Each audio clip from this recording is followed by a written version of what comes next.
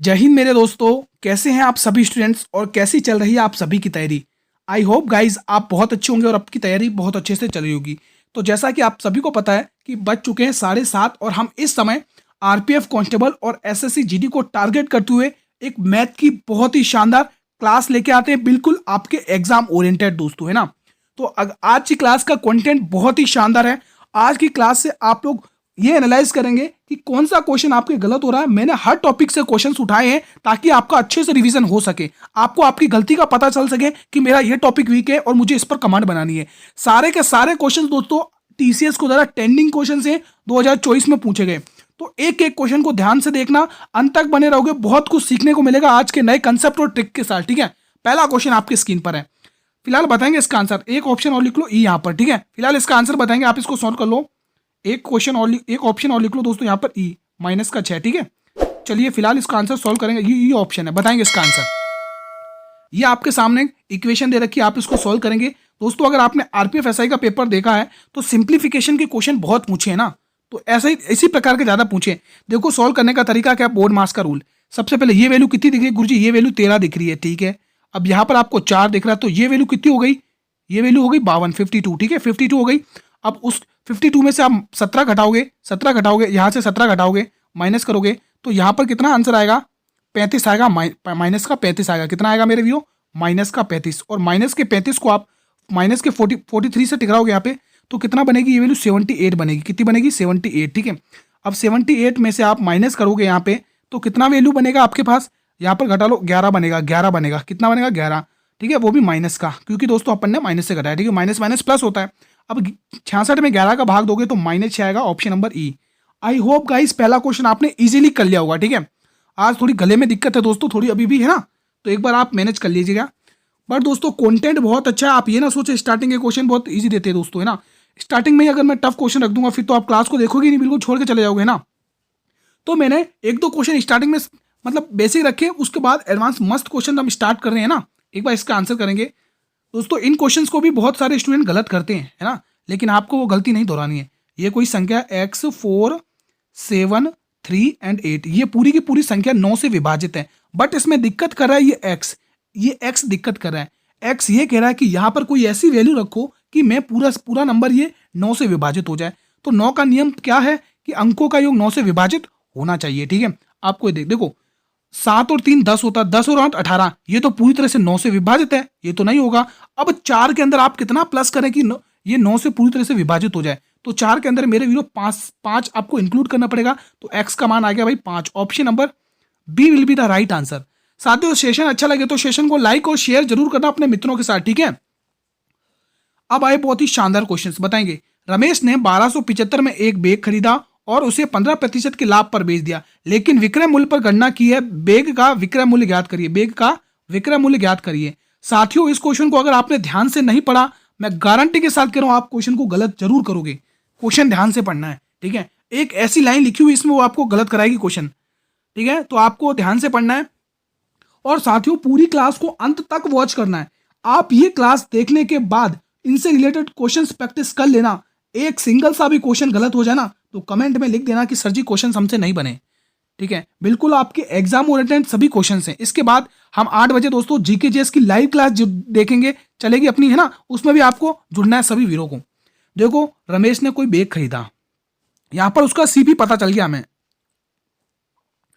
ठीक है दोस्तों, यहां पर हमें क्या पता चल गया मेरे वीरों, उसका सीपी पता चल, लेकिन उससे पहले हमें इस 15% की फ्रैक्शन वैल्यू पता होनी चाहिए, 15% की। ठीक है, 15% की जो फ्रैक्शन वैल्यू होती है मेरे वीरों, वो क्या होती है, वो होती है गुरुजी 3/20। अब ध्यान से समझना, यहीं पर पूरी पिक्चर है, देखना ध्यान से कैसे उसने कहा है। लेकिन जो ये जो गणना कर रहा है ना वो विक्रय मूल्य पर कर रहा है, विक्रय मूल्य यानी सेलिंग प्राइस पर काउंटिंग कर रहा है वो अपनी ना। तो ये जो 20 रुपए है वो आपका सेलिंग प्राइस होगा। ठीक है, और ये जो 3 रुपए है ये आपका प्रॉफिट होगा। समझ में आया? अब चलो निकाल लो क्वेश्चन। सीपी और एसपी जो वैल्यू दे रखी है उसको उससे कंपेयर करना, और कुछ नहीं है भाई। 20 रुपए का आपका क्या है, सेलिंग प्राइस है, और यहां पर क्या दे रखा है उसने, प्रॉफिट है ना। ध्यान से समझना, देखो 20 रुपए तो सेलिंग प्राइस है और उसने प्रॉफिट कितने, 3 रुपए का प्रॉफिट दिया। तो आप यहां पर वो क्या रिलेशन दिखाओ कि आपको 3 रुपए का प्रॉफिट पता हो जाए। तो आप क्या करोगे, सेलिंग प्राइस में से प्रॉफिट को घटाओगे, तभी तो आपको पता चलेगा कि कितने रुपए का चीज खरीदी गई। यानी कि 17 रुपए की हमारी चीज खरीदी गई, लेकिन वो कह रहा 1275 में खरीदी गई। तो इस 17 की वैल्यू कितनी दे रखी है? 1275। कितनी दे रखी है स्टूडेंट्स? यहाँ पर सही कर लो इसको, 1275 कितनी दे रखी है? 1275 कितने गुना दिख रही है यहाँ पर आपको? यहाँ पर इसको काट लो, 17 की टेबल से कितने गुना दिख रही है यहाँ पे? काट लो, 17 की टेबल से काट लो। 17 एकम 17, 17 सत्ते 119, 17 सत्ते 119 और 17 पंचे 85, लगभग 75 गुना दिख रही है। 75 गुना आपको पूछा क्या विक्रम? बोले 75 को भी आपको 20 से गुना करना है। तो 75 तिया 300, रुको कुछ मिस्टेक तो नहीं करी अपन ने? नहीं दोस्तों, गलती तो कुछ नहीं है, सही अपना है ना। तो आपको उससे गुना करना है, 75 दूनी 300, यानी कि 3000 रुपये आएगा दोस्तों, है ना। 3000 रुपये आएगा विक्रम मूल्य, है ना। तो ऑप्शन नंबर ये है दोस्तों, यही सही ऑप्शन है, ठीक है। यहाँ पर शायद ऑप्शन मिस्टेक है, बाकी आपका 3000 ये है दोस्तों। आपको खाली प्रोसेस पता होनी चाहिए दोस्तों, है ना। प्रोसेस पता होनी चाहिए कि क्वेश्चन को कैसे करना है। अगला क्वेश्चन आपकी स्क्रीन पर है, 194वां क्वेश्चन, ठीक है। 40 रुपए में 8 संतरे बेचने पर एक व्यक्ति को 20 रुपए की 30% की हानि होती है। तो लेन देन में 20% का लाभ अर्जित करने के लिए उसे 30 रुपए में कितने संतरे बेचने चाहिए? दोस्तों जब भी ऐसा क्वेश्चन है आपको करना कैसे? दोस्तों देखो, रुपए हमेशा नीचे लिखने। 8 संतरे उसने कितने 120 की हानि पर बेचा, यानी मतलब 20% की हानि पर बेचे। 20% की हानि हुई इसको 100 मतलब 8 संतरे बेचने पर। तो आपको यहाँ पर क्या लिखना? 80% लिखना है, यानी 80% पे उसने बेचा है कितने? 40 रुपए में, ठीक है। आगे बढ़ते हैं। अब उसने क्या कहा? तो 120 का लाभ अर्जित करने के लिए, 120 का लाभ अर्जित करने के लिए उसे 30 रुपए में, 30 रुपए में, रुपए हमेशा नीचे लिखना है, ठीक है। 30 रुपए में कितने संतरे बेचने चाहिए? माने एन नाम के संतरे हमें निकालने हैं, ठीक है। अब आप उसकी वैल्यू टर्मिनेट कर लो, ये जाएगा 15 बार, 15 8 120 होता है, ठीक है। अब ये 5 की टेबल से काट लो भाई, 16 बार जाएगा, और 5 की टेबल से इसको काटो 3 बार जाएगा, इसको काटो 3 की टेबल से 10 बार जाएगा, 10 की टेबल से इसको काटो 4 बार जाएगा, 4 की टेबल से इसको काटो 4 बार जाएगा। Option number D. समझ में आया दोस्तों कैसे करना है? ऐसे क्वेश्चन आपको करने हैं, ठीक है। बहुत ही शानदार एक क्वेश्चन। अब इस क्वेश्चन को करने के लिए एक मैं बहुत ही शानदार बताऊंगा आपको, उसी के अकॉर्डिंग करना है दोस्तों। और ऐसे क्वेश्चन आप बहुत ही इजीली चुटकियों में फोड़ोगे, ठीक है।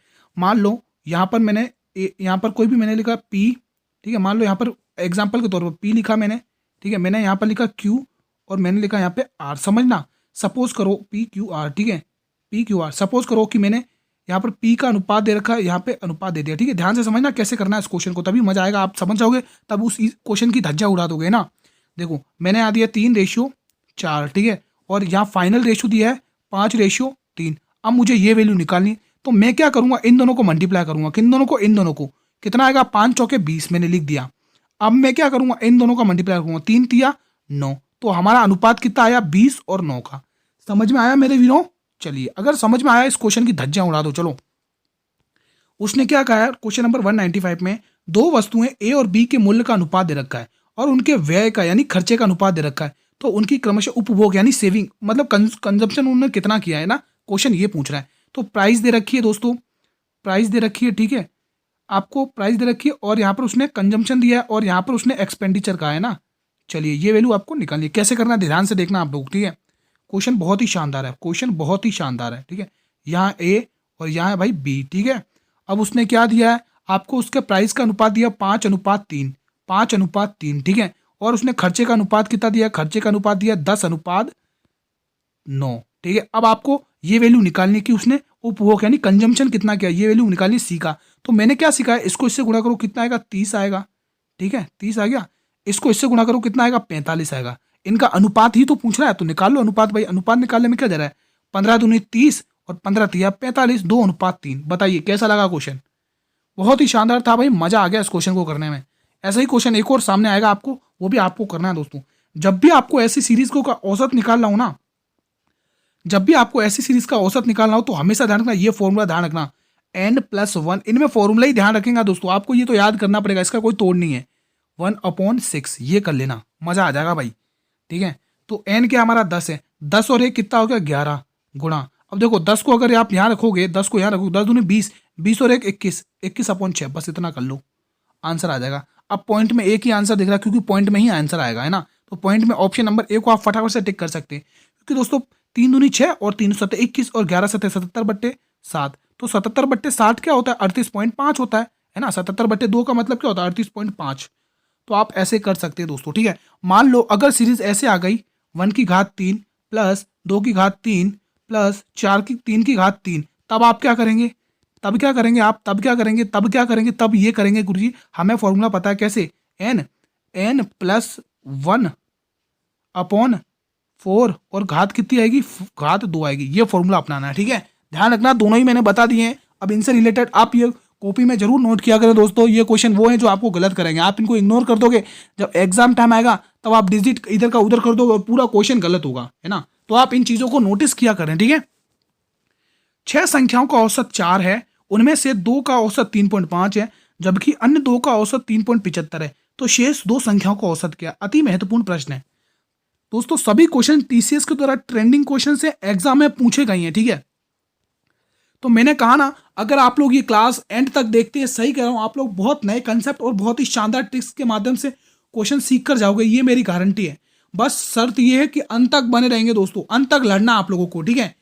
अंत तक जिस हिसाब से मैं आपको मेहनत कर रहा हूं उसी के अकॉर्डिंग आप मेहनत करिए दोस्तों, मैथ्स में आपका स्कोर अच्छा जाएगा, गारंटी है। सभी क्वेश्चन दोस्तों टीसीएस के अकॉर्डिंग आप देख सकते हैं पेपर उठाकर, ठीक है।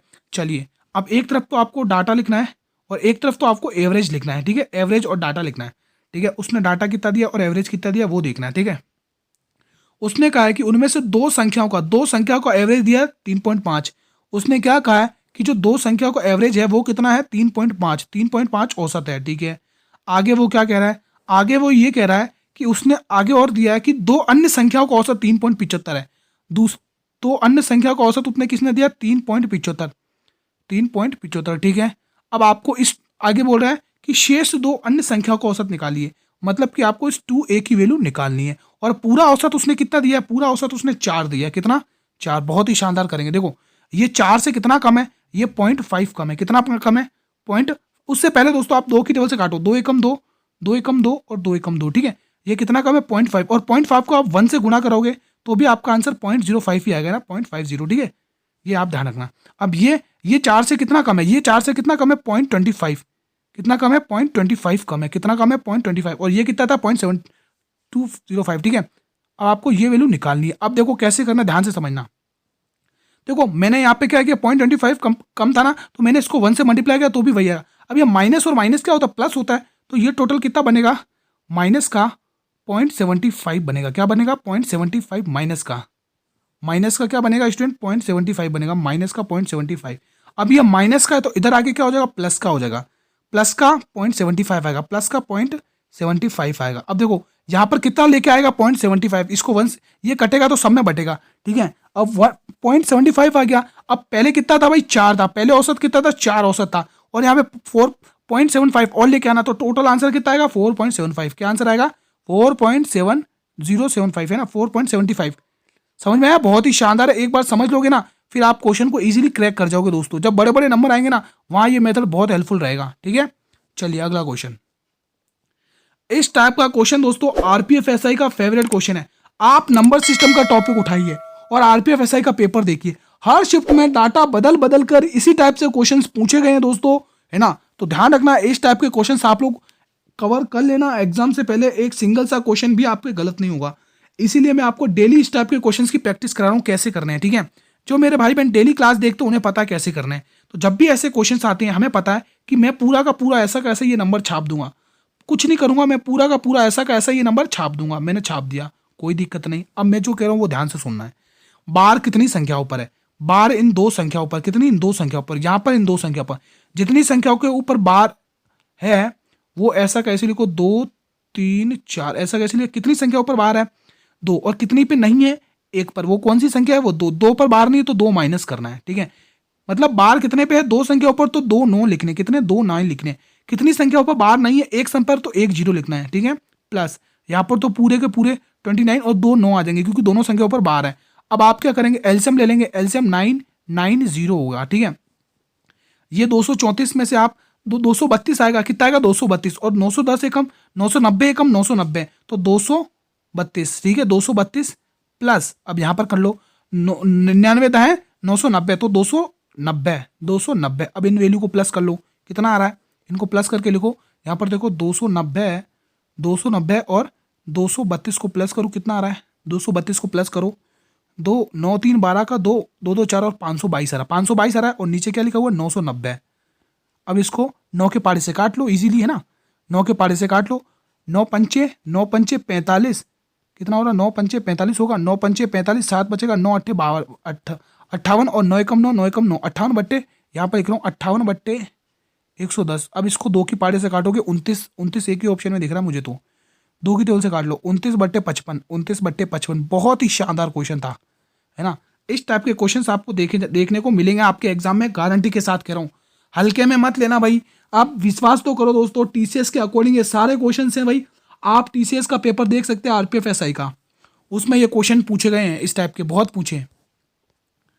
क्वेश्चन 199, वह एक अंक की छोटी संख्या बताइए जिसे 6 अंकों के संख्या, जैसे ये 6 अंकों की संख्या दे रखी है, इसमें जोड़ने पर संख्या 11 से पूरी तरह से विभाजित हो जाए। 11 का नियम क्या कहता है कि दोनों एक साइड जोड़ो और दोनों का सम अगर बराबर आ जाए घटा दो, मतलब 0 लेके आना है, ठीक है। तो मैं एक बार ये संख्या वापस लिख रहा हूँ, 7 2 है, सॉरी, मैं ये संख्या वापस लिख रहा हूँ 7 2 3 2 3 5। अब 11 का नियम अपना क्या कहता है वो लगाना है। पहले अंकों को जोड़ो, 7 और 3 10, 10 और 3 13, 13 आ रहा है, ठीक है। यहाँ पर कितना आया, 13 आ गया। 7 और 3 10, 10 और 3 13, 5 और 2 7 और 2 9, ठीक है। तो यहाँ पे मैं सही से लिख देता हूँ, ये सही कर देता हूँ, ठीक है, ठीक है। अपन ने इधर की साइड को जोड़ा, कितना आया देखो, 7 और 3 10, 10 और 3 13, इधर की साइड अपनी 13 आ रही है, इधर की साइड अपनी कितनी आ रही है, 13 आ रही है, ध्यान से समझना।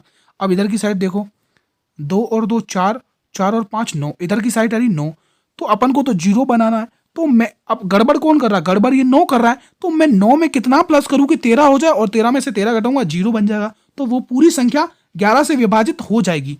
तो मुझे इसमें +4 करना पड़ेगा। अब देखो यहाँ 13 हो गया, और 13 में से 13 घटाओगे तो 0 हो गया। अब ये पूरा नंबर पूरा 11 से जाएगा, है ना।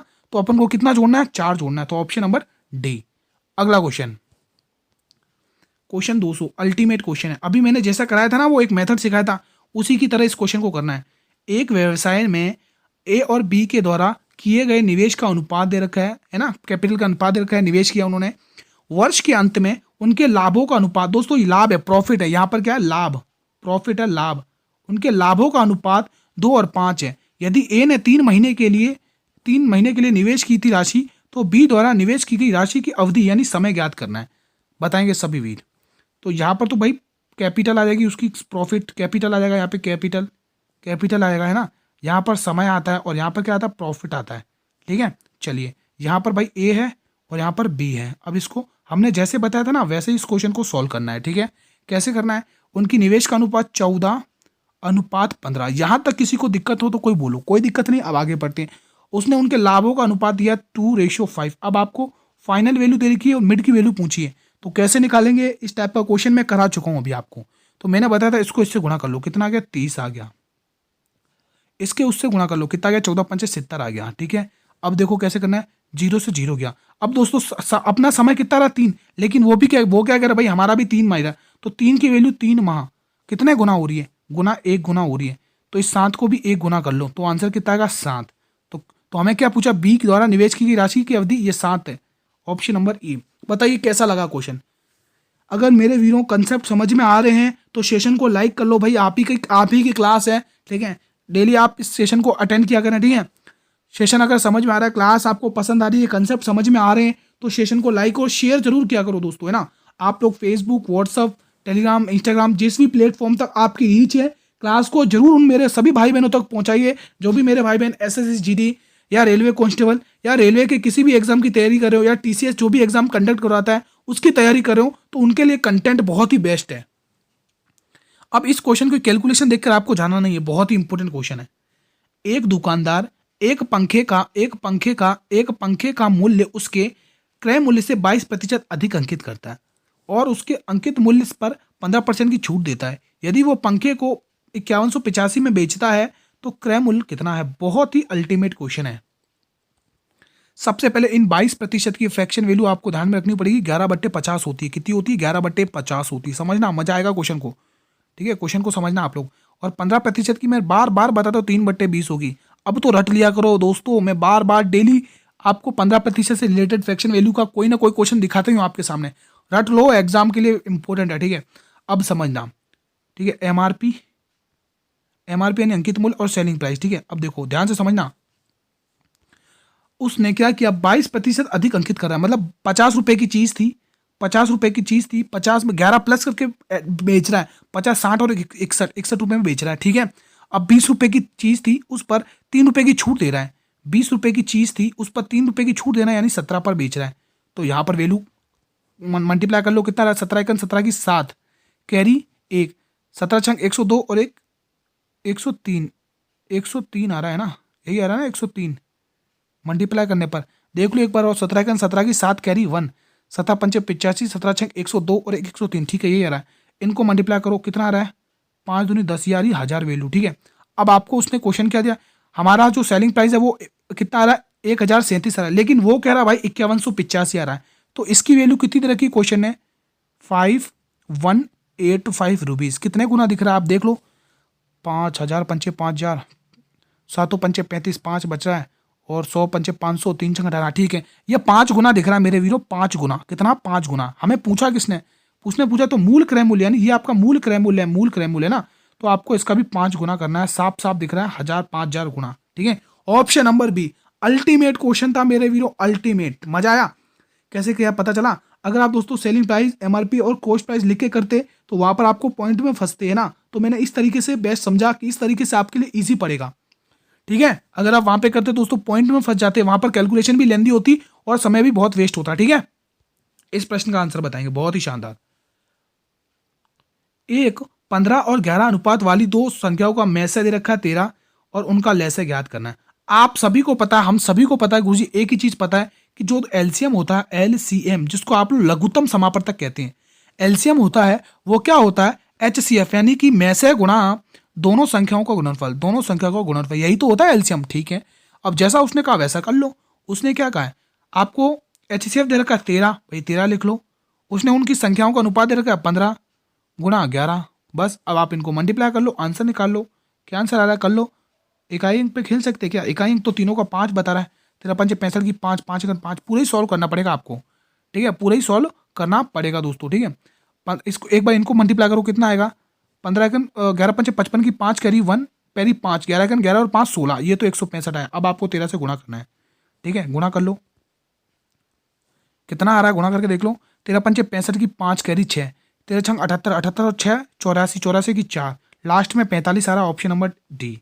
ठीक है, 84 की 4 कैरी 8, 13 एकन 13 और 7 21, यही आ रहा है। ठीक है, तो हमारा option number D. I hope guys ये कंसेप्ट आपको अच्छे से समझ में आया होगा। ठीक है, देखो कहीं भी किसी भी क्वेश्चन से अगर आपको कोई भी दिक्कत होती है तो स्टूडेंट ये कमेंट बॉक्स आप लोगों के लिए बनाया गया, आप लोग कमेंट करेंगे, वहां पर रिप्लाई मिल जाएंगे। ठीक है, क्लास को पूरा अंत तक वॉच करना एक एक क्वेश्चन को। ठीक है, यदि दो संख्याओं का योग आपको 54 दे रखा है और इन संख्याओं को एलसीएम और एचसीएफ दे रखा है आपको, तो आपको इन संख्याओं के व्युत्क्रमों का योग याद करना वेरी इंपॉर्टेंट क्वेश्चन है स्टूडेंट्स, हल्के में मत लेना, इंपॉर्टेंट है।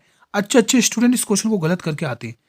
आप सभी को पता उसने दोनों संख्याओं का योग यानी a प्लस, इसको मैं सही से लिखता हूँ थोड़ा सा, है ना, a प्लस बी की वैल्यू दे रखी उसने, दोनों संख्याओं का योग यानी a प्लस बी का मान आपको पता चल गया कितना है, 54, और उसने एलसीएम और एचसीएफ के गुणनफल दे रखे हैं ना, ए बी का मान दे रखा है, मान लो ए अपना एलसीएम हो गया, बी अपना एचसीएफ हो गया, कितना दे रखा है उसने, 84 मल्टीप्लाई 6। ठीक है, ये आपको दे रखा गिवन डाटा है। अब आपको पता है कैसे करना, उसने बोला व्युत्क्रम यानी रिसिप्रोकल बताया, यानी कि 1/a प्लस 1/b। ठीक है, अब क्रॉस मल्टीप्लाई कर लो, है ना, तो कितना आ रहा है, A B upon A plus B upon A plus B upon A B, है ना। अब इस इक्वेशन के अंदर वो वैल्यू उठाकर रख दो, मजा आ जाएगा। इस इक्वेशन के अंदर वो वैल्यू उठाकर रख दो, मजा आ जाएगा। उसने कहा है कि पहले तो मुझे a प्लस बी का मान बताओ, a प्लस बी का मान तो 54 है, यहाँ पर लिख दिया भाई, जैसा उसने कहा मैंने वैसा कर लिया। ठीक है, अब वो कह रहा है a और b का मान बताओ, तो a और b का मान तो 84 गुणा 6 है, 84 गुणा 6 है। चलो अब सॉल्व कर लो, मजा आ जाएगा। ठीक है, 6 की टेबल से काट लो, 9 बार जाएगा, कितनी बार, 6 9 54। ठीक है, 3 की टेबल से काटो, 3 3 9, और 3 की टेबल से काटो, 3 दूनी 6, 3 8 24, यानी 3/8 आ गया। कितना आ गया, 3/8 आ गया। ऑप्शन नंबर कितना, 3/28 आ गया, option number D. I hope guys आपको ये कंसेप्ट इजी तरीके से समझ में आया होगा। अब आप इससे रिलेटेड कोई भी क्वेश्चन लगा लो, कोई भी क्वेश्चन लगा लो, अगर आपके गलत हो जाए तो आप कमेंट कर देना कि हमसे ये क्वेश्चन गलत हुआ है।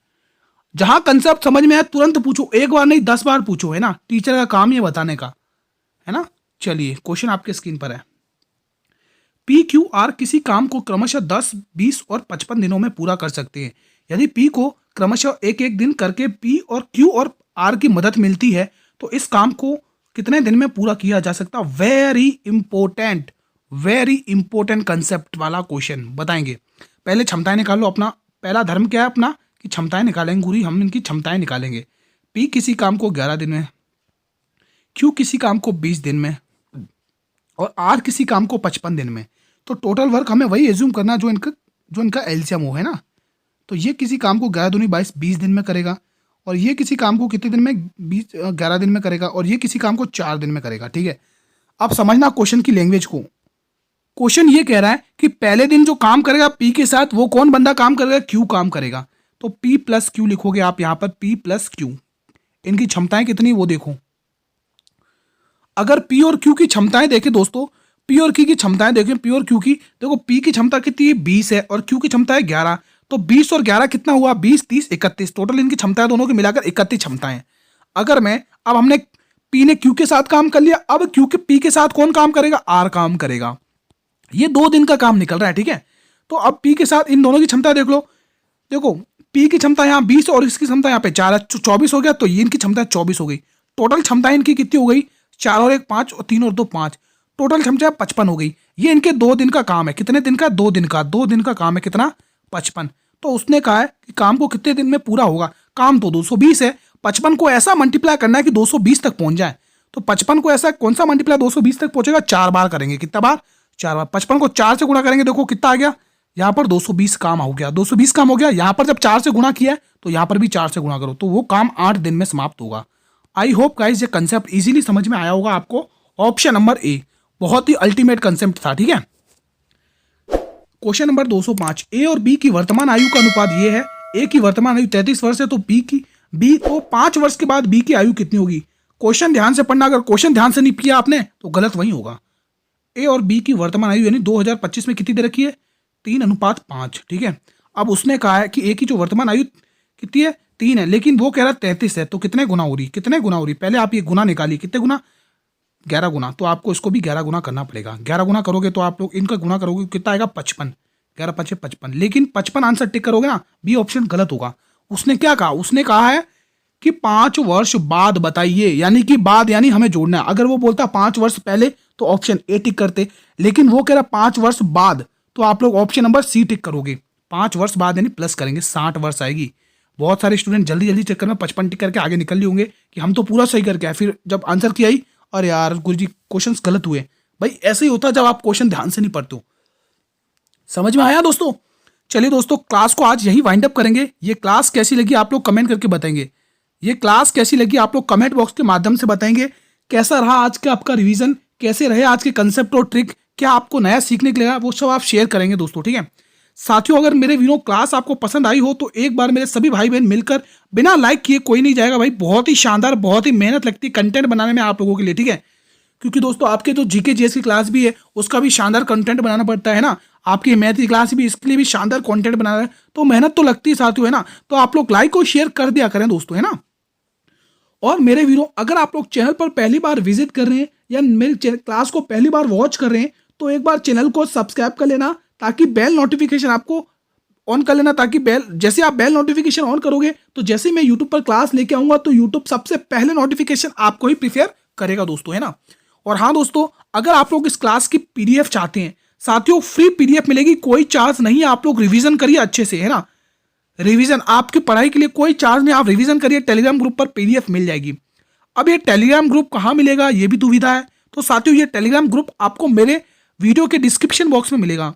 डिस्क्रिप्शन बॉक्स में इसका लिंक दिया हुआ, आप लोग वहां से ज्वाइन हो जाइए, या फिर आप टेलीग्राम ग्रुप पर जाकर सर्च कर सकते हैं कि शाक्या जी जीके क्लासेस। हमारा टेलीग्राम ग्रुप आपके सामने आ जाएगा। वहां पर आप लोग पीडीएफ लीजिए और अच्छे से रिवीजन करिए। क्लास टाइम देख लो भाई, क्लास टाइम मैं डेली क्लास टाइम डेली अंत में क्लास में बताते चलता हूँ।